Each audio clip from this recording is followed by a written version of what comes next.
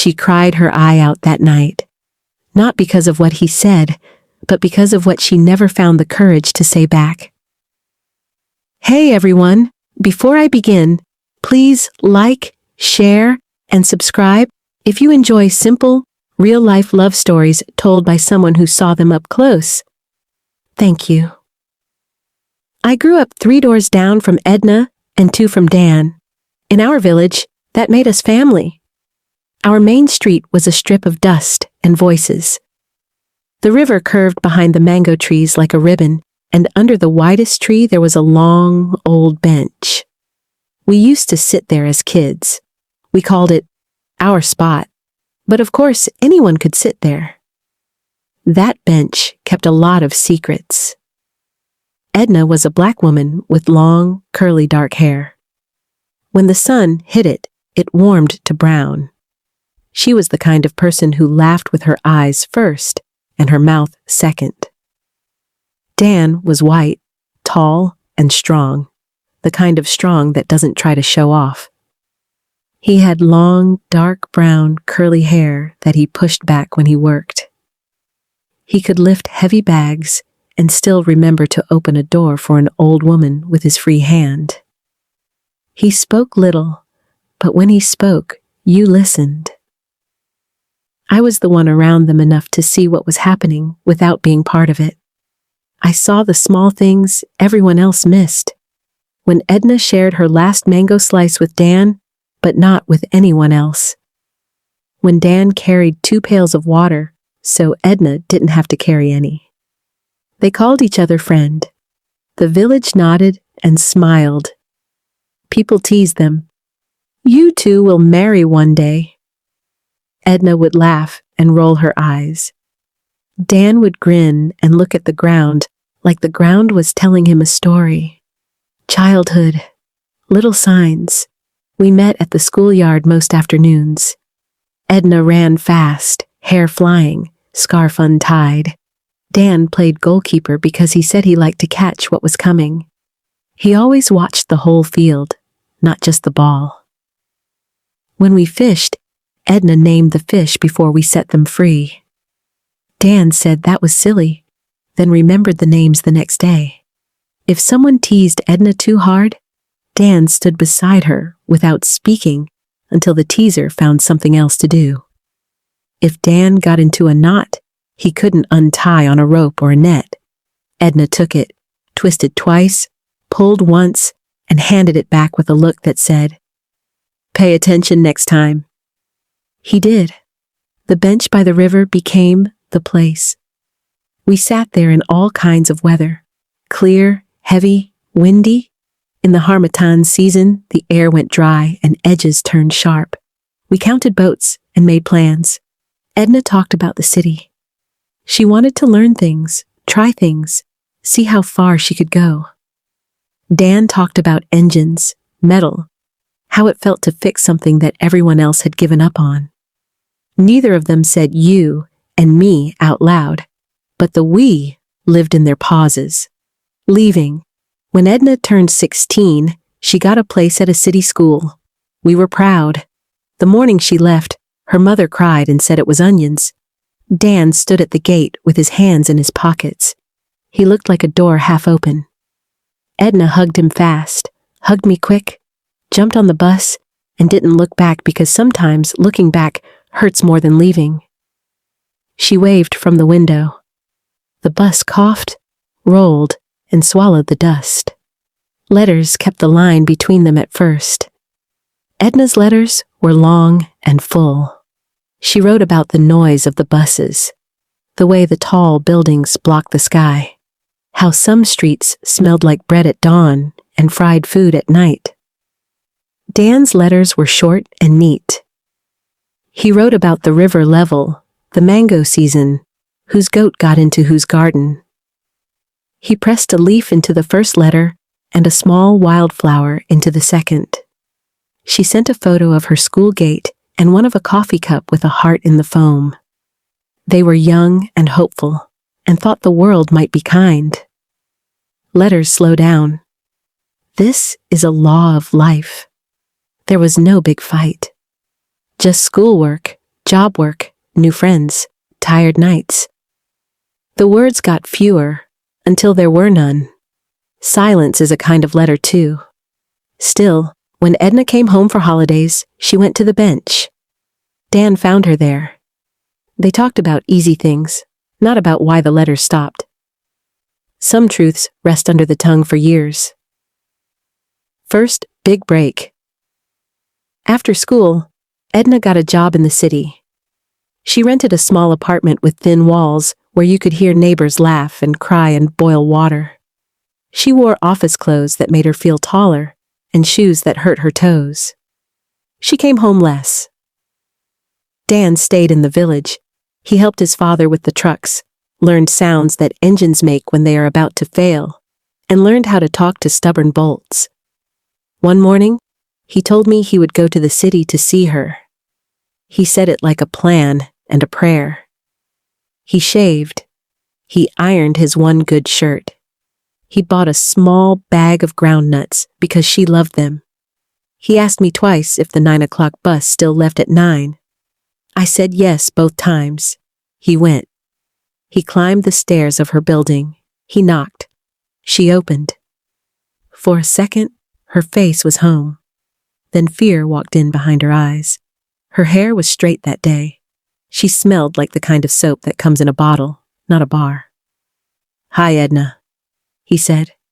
He lifted the bag. "I brought these." "Dan?" she said.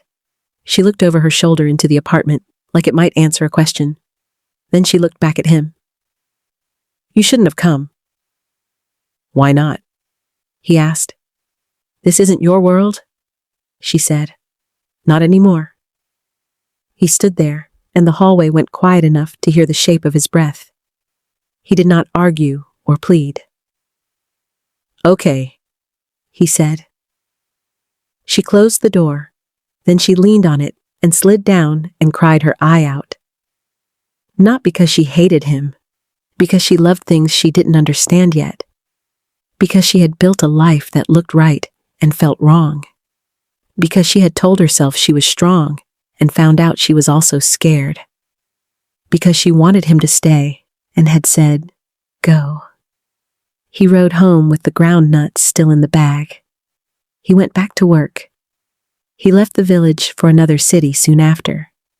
He got a job with a logistics company. Long roads, cheap hotels, early mornings.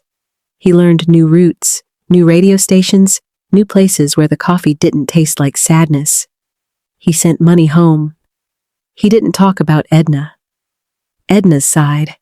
Edna tried to grow into her city life.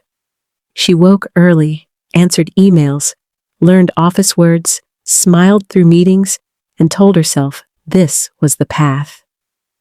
She married a man who wore suits and knew wine lists. The photos looked bright. He was a talker. People said, "You did well." At night, in the quiet, the bench by the river visited her like a memory that wouldn't sit down or leave. Her husband liked noise and light and being seen. He took calls at dinner and looked past her when they walked, like there were always other rooms he wanted to enter. She gave more than she got until she didn't know the balance anymore. When he left for another woman, he did it like a person switching lanes. Signal, slide, gone. Edna broke.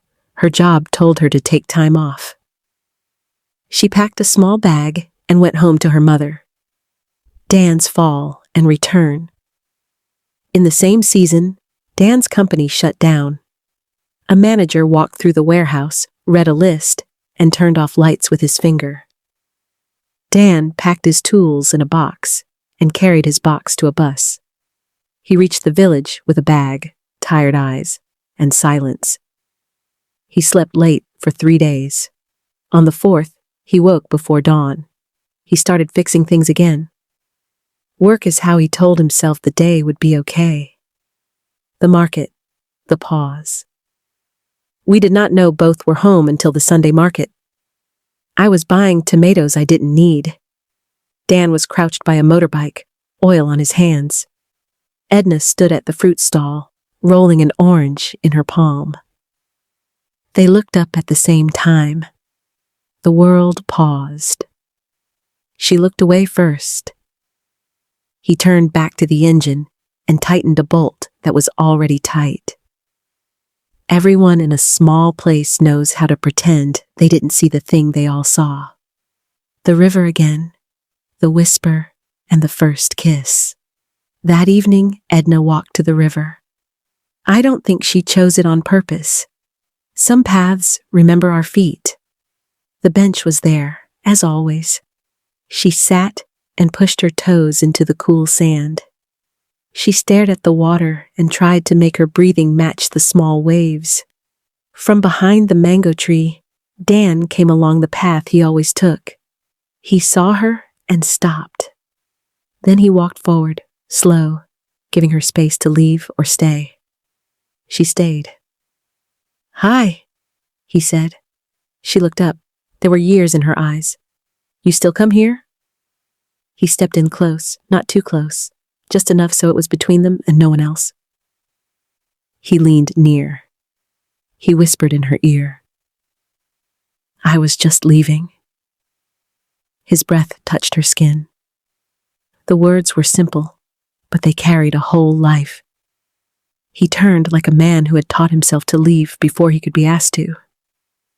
She watched him take 3 steps. "Dan?" she said. He stopped, but didn't turn yet. "Don't," she said, very soft. He turned back, hands still in his pockets. He walked back, sat at the far end of the bench first, then moved closer by a hand's width at a time, as if he was making room for her decision each inch. They didn't talk right away. The river made the only sounds. When they did speak, it was about nothing. Fish names, a child who flew a kite too close to a tree, a dog that chased its tail. Their voices made a small bridge. The first kiss came like light rain on hot ground. She tucked a curl behind her ear. He reached to help with a careful hand. He paused and looked at her face to ask a question without words. She answered by not moving away. Their foreheads touched. Then their lips met. Soft, slow, steady. No show, no rush. A kiss that said, "We kept something alive even when we were far." When they pulled back, they smiled like 2 people beside the same small fire. She set her hand flat on his chest. He placed his hand over hers like a promise. Edna learning to breathe again. Back home, Edna helped at the primary school. She read to kids, tied laces, fixed pencil grips. Her mother cooked soups that smelled like care. Edna slept like someone whose mind was finally done shouting at itself. On her second week back, she found her wedding photo and stared at it without crying. She put it in an envelope and placed it in a drawer. "I forgive the girl in this picture," she told me. She was trying her best with the map she had. Dan building Slow Dan fixed fans, radios, doors, and small things people carried under their arms. He took less money from those who had less. He didn't say it out loud. He just did it. He started saving to open a proper shack near the market. 1 table, 1 generator, a sign. He drew the plan on the back of a cereal box. He showed it to Edna. She smiled like a person seeing a foundation trench for a house that would be theirs. Simple talk, simple truth. They met at the river every other evening. At first they sat with a hand width between them. Then there was no hand width. Their talk stayed simple, but the truth inside it grew. "I'm sorry about the city," she said. "I'm sorry I left angry," he said. "I wanted you to stay," she said. "I wanted to," he said. "I didn't know how." He told her about the layoffs and the hotel rooms with thin pillows. She told him about the nights in the city when the silence in her apartment felt like a ceiling pressing down. He told her he woke before dawn for no reason. She told him she boiled water to watch the steam and calm her thoughts. They did not try to fix each other. They listened. The girlfriend. One evening, Dan stood at my gate with his old rag. "I should tell her about the woman I was seeing in the other city," he said. "Do you love her?" I asked. "She is kind," he said, and looked at the road. We made sense. "That isn't the same thing," I said. He nodded. He told Edna 2 nights later. He said the woman's name. He said he needed to end it because half love is not fair. He did it that week, gently and clearly. He didn't blame Edna. He didn't make it a story for applause. He took responsibility like a grown man. When he told Edna it was done, she didn't cheer. She took his hand and said, "Thank you for being honest with her." They walked home close enough for their shoulders to touch. It was a small touch. It carried 10 years. A life that makes sense, Edna's job called. They wanted her back. She wanted to work. She also wanted to stay soft and breathing. She told Dan at the bench. "What do you want?" he asked. "I want both," she said. "Work and peace." "Let's try 3 weeks there, 1 week here," he said. "We change it if it hurts." She called her boss. The boss said yes. She packed a small suitcase, set an alarm, and went back. The first days were hard, but the 4th week came. She returned to the village with tired eyes and a calm heart. Dan waited at the path to the bench. She set her bag down and leaned into him and let out a long breath that had been waiting inside her. He kissed her hair. The river made room. Dan opened the repair shack near the market. It had a table, a set of tools, and a sign Edna painted by hand. "Dan Repairs," it said. He trained 2 teenagers to tighten and test instead of rush and break. He came home with grease on his hands and a clear look in his eyes. He slept well. Small fights, real fixes. Love that lasts isn't free of trouble. Once Edna had to stay extra days in the city. Dan felt left behind. Once Dan closed the shop late 3 days in a row. Edna felt forgotten. They took a walk by the river and said simple words. "I felt alone. I felt unimportant. I'm sorry. What can we do better?" They didn't make drama. They made a plan. He would text when he knew he would be late. She would call if she had to push a trip. They tried. They kept trying. Tender scenes. There were days when the romance burned warm and close, but still clean, still simple. She brought tea to his shop with too much sugar because he liked it that way. He saved the last ripe mango for her and cut it in clean slices. At the market, when a song from years ago played on a radio, she tugged his sleeve. They swayed for 10 seconds and laughed like kids. He brushed a curl from her face with a knuckle. She put her hand at the small of his back when crowds pushed. They kept these moments small on purpose. Small moments carry better in a small place. Edna's mother falls ill, and the second kiss Edna's mother had a fever 1 week. Not deadly, but strong enough to worry us. Dan showed up every morning with hot water and clean towels. He boiled pap and brought it on a tray with a spoon that didn't clink. He fixed a loose hinge so the door wouldn't wake her. He did quiet things. Edna saw each one and felt a steady thing build inside her. When her mother's fever broke, they went to the bench that night like a ceremony. The air was cool. The river looked like dark glass. They sat close, shoes off, feet in the sand. Edna turned and looked at him for a long second. "I love you," she said. No big speech, just the truth. Dan took a breath and let it out. "I love you too," he said. He had carried those words for years. Saying them didn't make him lighter. It made him more solid. They kissed again, slower, deeper, sure. It wasn't a movie kiss. It was a homecoming kiss. It held all the days they had lost and the days they would choose. When they pulled back, they stayed forehead to forehead, hands laced. The village sees our village watches everything. People stopped whispering and started greeting them together. Evening, you two. How's the shop? How are the little ones at the school? They smiled back, not with pride, but with quiet joy. Old aunties teased them softer now. We told you to from the start. Edna laughed and didn't fight it. Dan smiled and didn't look at the ground anymore. The storm, the drains, the bench. A heavy rain flooded the low street. Dan and a few guys spent half a day clearing drains.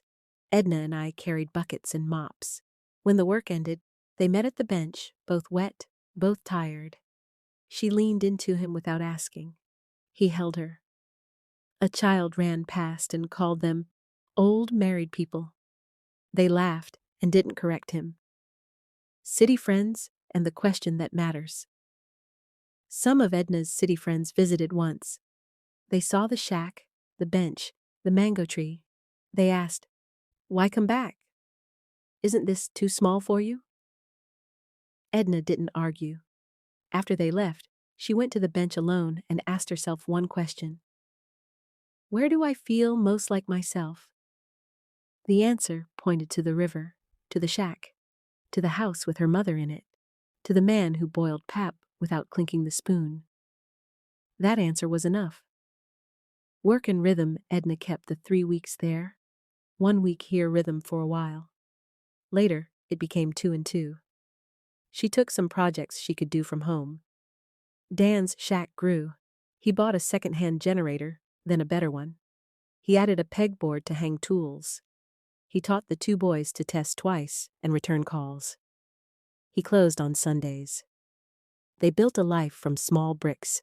Soup, screws, good mornings, see you soons, and you made it backs. The playful whisper. They kept an old joke alive in a sweet way. Some evenings, when the light went soft and the cricket started, Dan leaned close to Edna's ear at the bench and whispered with a half smile, I was just leaving. She touched his arm and said, Stay. He stayed, every time. New Year's and a sigh. On New Year's Eve, we went to the river with plastic cups and cheap fireworks. The little ones yelled at the sparks. At midnight, Edna tucked her head under Dan's chin. He wrapped his arms around her and let out a sigh that sounded like a man finally putting down a heavy bag he'd carried too long. I stood nearby and felt thankful to be in the same air. Small proof. There were small proofs everywhere. Edna left tiny notes in Dan's toolbox. Drink water. Proud of you. Bench at 6? Dan drew a little mango on the underside of a shelf he fixed in her mother's kitchen so only Edna would find it. He saved the softest part of the bread for her. She kept a thread and needle in her bag to fix the loose button on his shirt right away. They made love out of tasks and care, not out of speeches. Hard day, right response. One day was rough. A customer shouted at Dan for a repair that failed because the part itself was bad. Dan took the anger, apologized, and promised to make it right. He was quiet all evening. Edna found him at the bench. She didn't give a big speech. She put a cup of tea into his hands, sat beside him, and touched her knee to his. You did right, she said. He nodded. The tea was too sweet. He drank it anyway. That is love, too. A talk about marriage. They talked about marriage, not like a deadline, but like a map. Small, she said. Quiet, he said. Under the mango? By the river. They didn't fix a date. They didn't invite the world. They let the idea sit like a seed on the windowsill. Seeds know when to open. The city bus and Pride with no words, a bus from Edna's office broke down near the village. She called Dan. He came with a toolbox before she finished her sentence. He found the problem fast and fixed it with a clamp and a steady hand. Her co-workers watched from the windows. One said later, "He's not what I pictured." Edna smiled and said, "He is exactly what I pictured." I just forgot for a while. She didn't say that part out loud, but I saw it on her face. What changed them? If you ask me what changed them, I will say this. They started telling the truth, first to themselves, then to each other. She said, "I wanted peace more than pride." He said, "I wanted a life that made sense in my hands." They both said, "Us, here and now," until those words turned into walls, a roof, and a door. 2 moments. Their whole story sits between 2 moments. The first, Edna at the city door. "You shouldn't have come." Ground nuts in Dan's hand, tears falling when the door clicked shut. The second, years later at the bench, her "I love you," his "I love you too," and the slow, sure kiss that followed. Between those 2 moments is the bridge they built with small boards and careful steps. Today, if you walk our street now, you'll see Dan's shack open wide, tools neat, boys working, a radio low. You'll see Edna at the school some weeks and at her mother's gate others, waving at kids, carrying books, hair in a loose scarf that always slips.